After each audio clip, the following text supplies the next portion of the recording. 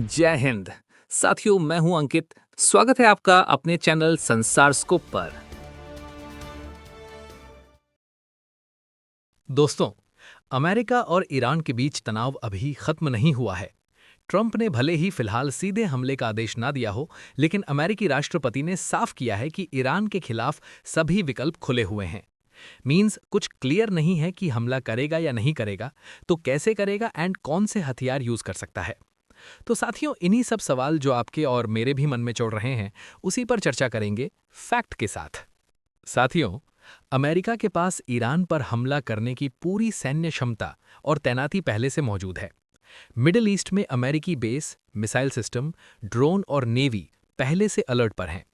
अगर ईरान की तरफ से अमेरिकी ठिकानों पर हमला होता है, परमाणु या मिसाइल कार्यक्रम तेज होता है, या फिर अमेरिकी चेतावनियों को नजरअंदाज किया जाता है, तो ट्रंप किसी भी वक्त सीमित या टारगेटेड सैन्य कार्रवाई का फैसला ले सकते हैं। यानी साफ है, अभी हमला नहीं हुआ है, लेकिन हालात ऐसे हैं कि हमला कभी भी हो सकता है। बट वेट, एक सवाल तो मन में आता ही होगा, हमला करेगा तो किस जगह से करेगा, क्योंकि अमेरिका तो बहुत दूर बैठा है। तो जवाब सुनिए, यदि अमेरिका अगर ईरान पर हमला करता है, तो सवाल ये होगा कि हमला किस तरीके से होगा। पहला विकल्प है स्ट्राइक। अमेरिका के पास ईरान पर लॉन्ग रेंज स्ट्राइक करने की पूरी क्षमता है। Cruise missile, stealth bomber, drone और नेवी के जरिए इस तरह के हमले में अमेरिका को बॉर्डर पार करने की जरूरत नहीं होगी। सीधे ईरान के सैन्य या रणनीतिक ठिकानों को निशाना बनाया जा सकता है। दूसरा विकल्प है बॉर्डर बेस्ड अटैक। इसमें अमेरिका ईरान के आसपास मौजूद कतर, इराक, बहरीन और खाड़ी देशों में स्थित अपने सैन्य ठिकानों से हमला कर सकता है। उसने मिडिल ईस्ट को भी दुनिया के कमांड्स में से एक कमांड बनाया है। जिनको नहीं पता, उनके लिए बता दूं कि अमेरिका ने दुनिया को अलग अलग कमांड से बांट रखा है। नॉर्थ के लिए अलग कमांड, साउथ एशिया के लिए अलग कमांड, मिडिल ईस्ट के लिए अलग कमांड। सेना का उसकी मिनिस्टर्स नियुक्त किए हैं ताकि दुनिया पर राज कर सके। ऐसे ही अमेरिका नहीं है, तभी तो अमेरिका का डिफेंस बजट इतना ज्यादा है। आपको जानकर हैरानी होगी कि अमेरिका लगभग 900 बिलियन अपनी डिफेंस पर खर्च करता है। लेकिन ट्रंप ने जब से मिनिस्ट्री ऑफ डिफेंस का नाम बदलकर मिनिस्ट्री ऑफ वॉर किया है, तब से डिफेंस बजट को बढ़ाकर $1.5 ट्रिलियन कर दिया गया है, यानी कि इंडिया की जीडीपी का लगभग 1/3। बात करें इंडिया की, तो इंडिया लगभग 80 बिलियन खर्च करता है। ऊपर की सब बातों का मतलब यही है कि हमला सीधे ईरान की सीमा पर सेना भेजकर नहीं, बल्कि आसपास से दबाव बनाकर किया जाएगा। सैन्य विशेषज्ञों के मुताबिक अगर ट्रंप हमला करते हैं, तो सीधा जमीनी युद्ध या बॉर्डर क्रॉस करने की संभावना बेहद कम है। ज्यादा संभावना है टारगेटेड स्ट्राइक की, ताकि संदेश भी जाए और बड़ा युद्ध भी ना भड़के। इसलिए तस्वीर साफ है, अगर हमला हुआ तो वो स्ट्राइक होगी, ना कि पारंपरिक बॉर्डर वॉर। अब बात करते हैं कि अमेरिका ईरान पर कौन से हथियार इस्तेमाल कर सकता है। वैसे तो अमेरिका के पास बहुत से हथियार हैं, लेकिन हम उन पर चर्चा करेंगे जिनकी संभावनाएं सबसे ज्यादा बनती हैं। पहला, टॉमाहॉक क्रूज मिसाइलें। ये लंबी दूरी की क्रूज मिसाइलें हैं जिन्हें नौसेना जहाज़ों और पनडुब्बियों से लॉन्च किया जाता है। इनके पास सटीक लक्ष्य पर पहुंचने की क्षमता, राडार और एयर डिफेंस को चकमा देकर निशाना साध सकती हैं। दूसरा, जैसम ईआर और एयर टू सरफेस मिसाइलें। जैसम ईआर जैसी क्रूज मिसाइलें फाइटर या बॉम्बर विमानों से लंबी दूरी पर छोड़ी जाती हैं। F-15, F-35 जैसे विमानों से ईरान की एयर डिफेंस से बाहर से हमला संभव है। ये हथियार ईरान की एयर डिफेंस सिस्टम को भी भेज सकते हैं। तीसरा, स्टेल्थ बॉम्बर। स्टेल्थ बॉम्बर जैसे B-2 और नए B-21 राइडर दुश्मन के राडार को चौंकाकर गहरे ठिकानों पर हमला कर सकते हैं। इनमें बंकर बस्टिंग बॉम्ब जैसे GBU-57 जैसे भारी बम भी होते हैं, जो भूमिगत सुविधाओं को भेज सकते हैं। मुख्य उपयोग परमाणु साइट्स, सुरक्षित बंकर, कमांड एंड हेडक्वार्टर जैसे गहरे लक्ष्यों को नष्ट करना। हमने हाल ही में देखा होगा कि इजराइल और अमेरिका कंबाइन ग्रुप से जब ईरान पर हमला कर रहे थे, तो उनकी न्यूक्लियर फैसिलिटी को ध्वस्त करने के लिए यही B-2 बॉम्बर्स का ही सहारा लिया गया था। चौथा, ड्रोन्स यानी अनमैन्ड एरियल व्हीकल्स। ये मिसाइलों या बॉम्ब्स के लिए लक्ष्य डेटा भी प्रदान करते हैं। अच्छा, इसमें एक बात और है, जैसे आपने देखा होगा कि पाकिस्तान में घुसकर वहां के एक आतंकवादी संगठन के प्रमुख को अमेरिका ने ड्रोन से ही मार दिया था। आपने उस समय न्यूज़ में खूब पढ़ा होगा। तो इसी से आइडिया लगाया जा रहा है कि हो सकता है कि खमीनय्यू को अमेरिका डायरेक्ट ड्रोन से भी निशाना बना सकता है। ये बस एक कयास है दोस्तों। अगला सुनिए, एक नई कैटेगरी है और रिसेंट के सालों में शुरू हुई है, साइबर और इलेक्ट्रॉनिक युद्ध। अमेरिका दुश्मन की कमांड एंड कंट्रोल सिस्टम, संचार नेटवर्क और राडार सिस्टम को हैक भी कर सकता है। इलेक्ट्रॉनिक जैमिंग सिस्टम दुश्मन की डिफेंस को अंधा कर सकता है। छठवां, एयरक्राफ्ट कैरियर्स।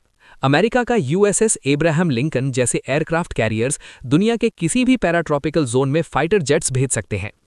एक आश्चर्यजनक बात मैं आपको बताता हूं कि अमेरिका के पास कुल 11 एयरक्राफ्ट कैरियर्स हैं और पूरे वर्ल्ड में लगभग कुल 17 एयरक्राफ्ट कैरियर हैं, जिसमें से 2 इंडिया के पास में है, 3 चाइना के पास में है, 1 रशिया के पास में है, 1 फ्रांस के पास में है। और इससे भी बड़ी बात यह है कि अमेरिका के पास जितने भी एयरक्राफ्ट कैरियर्स हैं, इन देशों के मुकाबले 2 से 1.5 गुना बड़े और भारी भरकम है, और वो सब के सब न्यूक्लियर पावर हैं, यानी कि महीनों तक उनको फ्यूल करने की आवश्यकता नहीं है।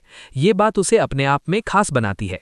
इट मीन्स कि अमेरिका के पास ईरान पर हमला करने के लिए एक पूरा वेपन सिस्टम मौजूद है। अब सवाल यह है कि अगर अमेरिका हमला करता है तो ईरान कैसे काउंटर कर सकता है? अगर अमेरिका ईरान पर हमला करता है तो सिर्फ बैठकर देखना ईरान की रणनीति नहीं होगी। तेहरान ने पहले ही चेतावनी दे दी है कि अमेरिकी हमले का जवाब बेहद कड़ा होगा। दोस्तों, ईरान वेनेजुएला की तरह एक छोटा और कमजोर देश नहीं है। उसको युद्ध लड़ने का बहुत अच्छा अनुभव है। लगभग हर साल कुछ ना कुछ उसके यहाँ होता ही रहता है और वो युद्ध लड़ता ही रहता है, भले ही प्रॉक्सी वार लड़े। के पास 2-3 चॉइस है। आइए इनको समझते हैं। 1. बैलिस्टिक मिसाइल्स और ड्रोन से रिटेलिएशन।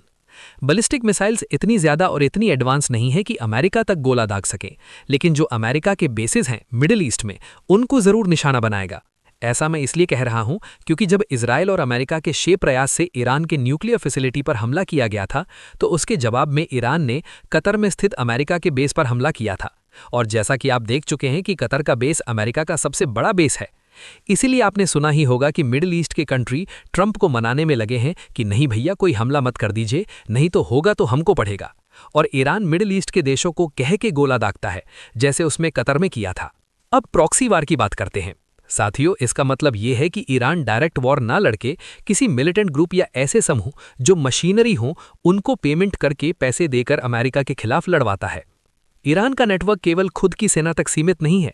उसके कई प्रॉक्सी समूह जैसे इराक, सीरिया, यमन में समर्थित मिलिशिया अमेरिकी और उसके सहयोगी देशों के खिलाफ हमला कर सकते हैं।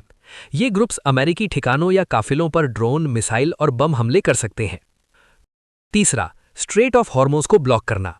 ईरान के पास घाड़ी का नियंत्रण है और वो स्ट्रेट ऑफ हॉर्मोज को स्थायी रूप से बंद या खतरे में डाल सकता है। ये विश्व तेल आपूर्ति का एक महत्वपूर्ण मार्ग है।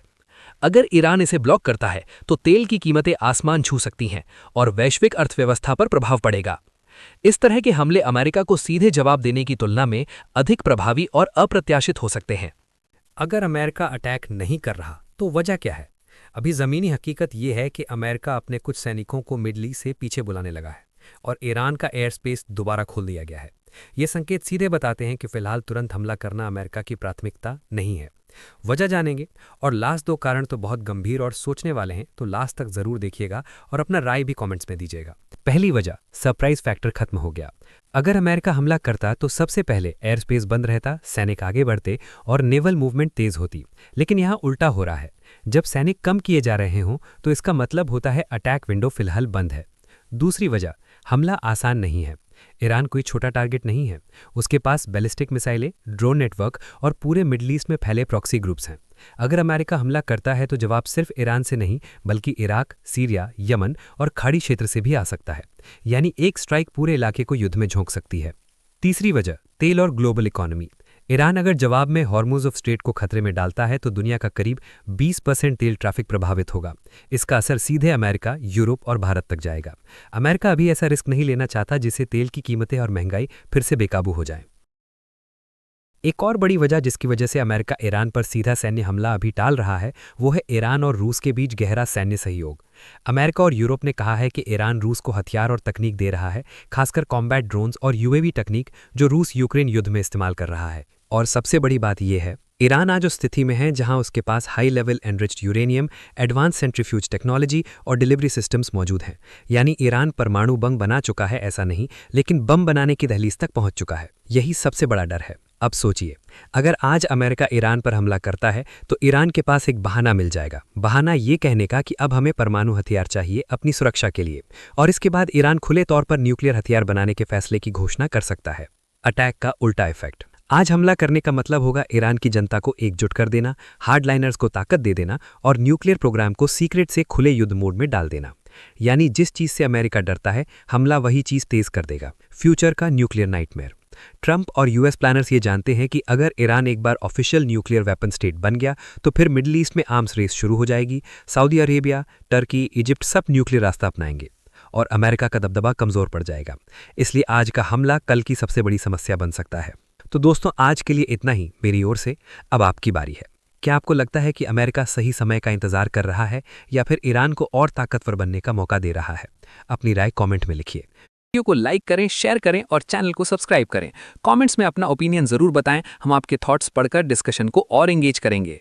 जय हिंद।